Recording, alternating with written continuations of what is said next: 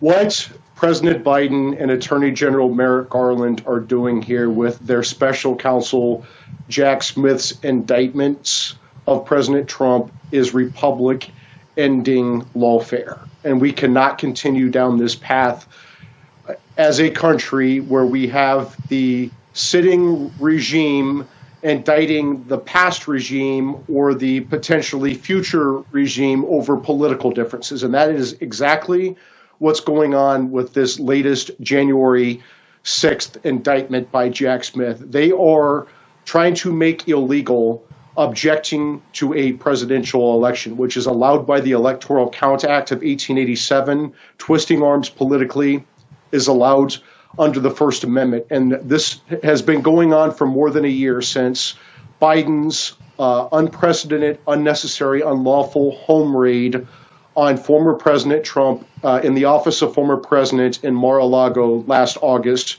for the non-crime of a former president having his presidential records, which is allowed by the Presidential Records Act. And it continued with Alvin Bragg, the Manhattan Soros-funded DA who indicted Trump for the first time in American history. A former president's indicted, this time for the non-crime of a businessman settling a nuisance claim. And this theory was rejected by the prior Manhattan DA, the U.S. Attorney in Manhattan, Federal Election Commission, and even Alvin Bragg himself, until Matthew Colangelo was sent from the number 3 office in the Biden Justice Department to go resurrect this zombie case against President Trump. You have Jack Smith again indicting Trump for the non-crime of objecting to a presidential election. If it were a crime to object to a presidential election, Democrats would be in prison for objecting to Republican wins in 1968,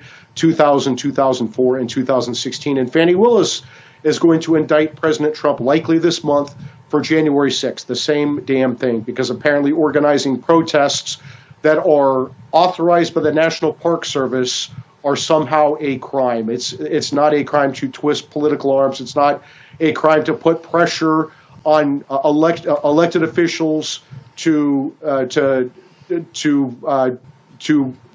come out the different way in an election. That is not a crime that is protected by the First Amendment. And this is lawfare by Democrats, and House Republicans need to step up and end this immediately. They've been sitting back for too long, and it's getting worse and worse and worse against Trump. And how the House Republicans must end this is by a simple rider, a House appropriation rider on the appropriation bills, one of the bills, and it's simply this: no federal funds may be used to prosecute a major presidential candidate on or before November 7th, 2024. And that means that all these current prosecutions by Jack Smith are just going to be put on pause, which is the normal process. You don't prosecute former presidents ever.